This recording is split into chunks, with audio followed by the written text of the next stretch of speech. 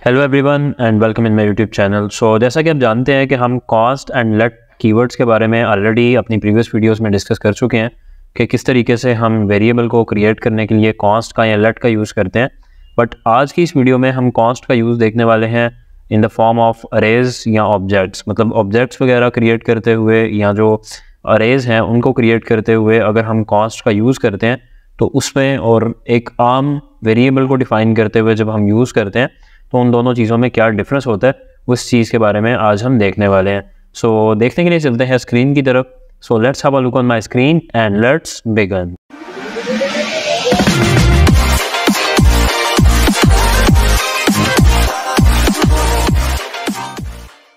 So first of all हमें एक file create करना होगी जो कि मैं यहाँ पे ऑलरेडी कर चुका हूँ। As you can see here कि myfile.html के नाम से मैंने एक फ़ाइल क्रिएट कर दी है डेस्कटॉप पे एंड साथ ही साथ इस फाइल को मैं सबलाइम टेक्स्ट एडिटर में ओपन भी कर चुका हूँ एंड गूगल क्रोम में भी इसको ओपन कर चुका हूँ।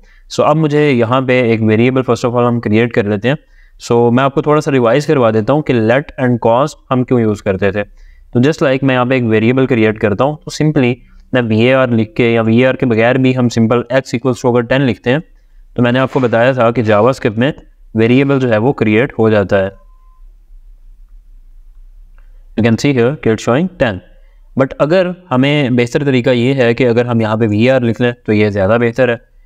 मतलब ये तरीका है वेरिएबल्स को क्रिएट करने का। लेकिन जो न्यू वेज थे इनके बारे में हम ऑलरेडी डिस्कस भी कर चुके हैं कॉस्ट एंड लेट के नाम से, वो हम कीवर्ड्स भी ऑलरेडी देख चुके हैं। उनमें अब क्या था वो भी हम देख लेते हैं ज़रा। सो अगर मैं यहाँ पे लेट x लिखता हूँ, लेट x = 10, सेव करता हूँ, यहाँ पे आके रिफ्रेश करता हूँ, ये भी सेम यहाँ पे वैल्यू डिस्प्ले कर रहा है। लेकिन इसमें क्या था कि अगर हमें इस वैल्यू को दोबारा से, मतलब यहाँ पे मैं कुछ भी इसमें ऐड कर देता हूँ, x = 10 की बजाय 20 कर देता हूँ, सेव करूँगा, यू कैन सी हियर कि इट्स आल्सो वर्किंग।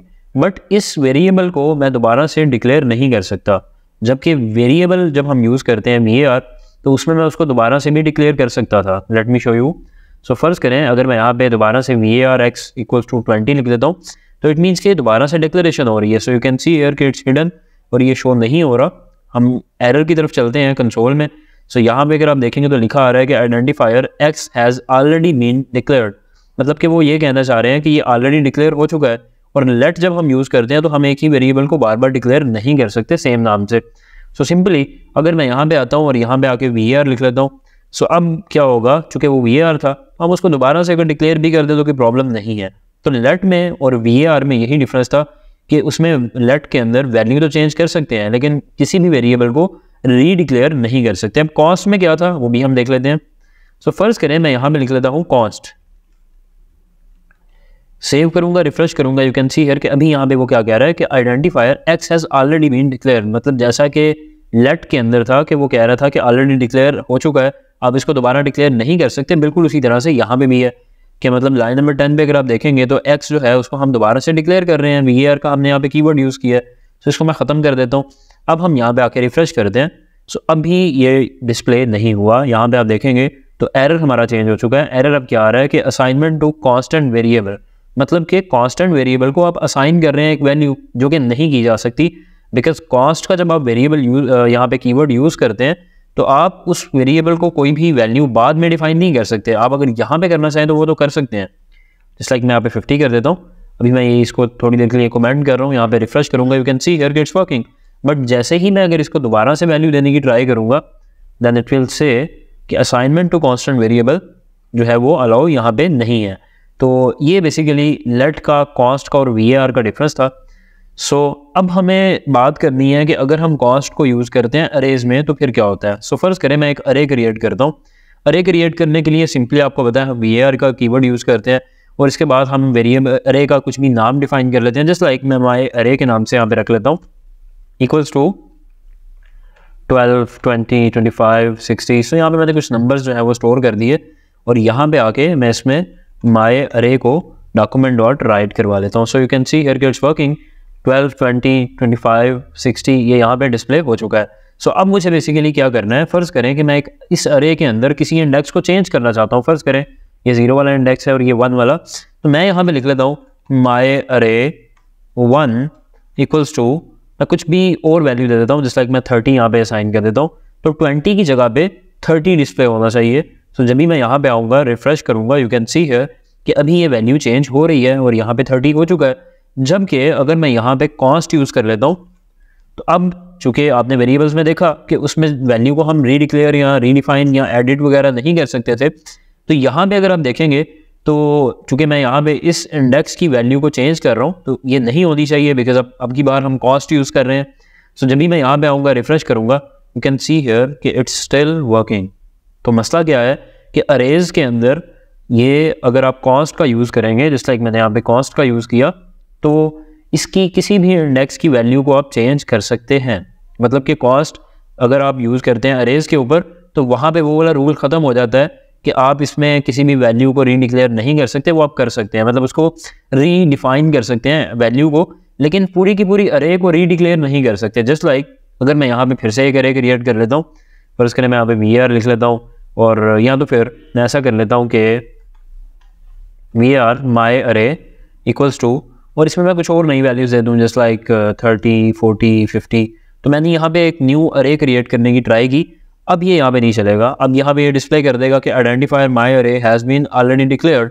तो वो इसने क्यों शो किया? क्योंकि अरे जो है वो ऑलरेडी बन चुकी है, और जब कॉस्ट का हम यूज़ करते हैं तो दोबारा हम उसको क्रिएट नहीं कर सकते। जबकि अभी अगर मैं यहाँ पे इसको सिर्फ चेंज करके VAR कर देता हूँ, तो क्या होगा कि वो पुरानी वैल्यूज़ को फॉरगेट कर देगा और इस अरे के अंदर कम्प्लीटली तौर पे 30, 40 एंड 50 वाली जो न्यू वैल्यूज़ हैं उनको इंसर्ट कर देगा, जबकि कॉस्ट में ऐसा नहीं है। सो अब हम बात कर लेते हैं ऑब्जेक्ट्स की। सो सिंपली अगर मुझे इसका एक ऑब्जेक्ट क्रिएट करना है, तो मैं यहाँ पे लिखूँगा वेरिएबल माई ओबीजे लिख लेता हूँ। इसका नाम मैं चेंज कर रहा हूँ, माई ऑब्जेक्ट यहाँ पे नाम रख रहा हूँ। सो माई ओबीजे एंड इक्वल्स टू, यहाँ पे मैं करली ब्रैकेट्स का यूज़ करूँगा, एंड यहाँ पे मैं कुछ भी डाल देता हूँ, जैसे लाइक की 1 एंड देन वैल्यू 1, वैल्यू 1, फिर इसके बाद यहाँ पे वैल्यू 2 एंड 3, और कीज़ की भी मैं इसी तरह से कुछ नाम दे देता हूँ, की 2 एंड की 3।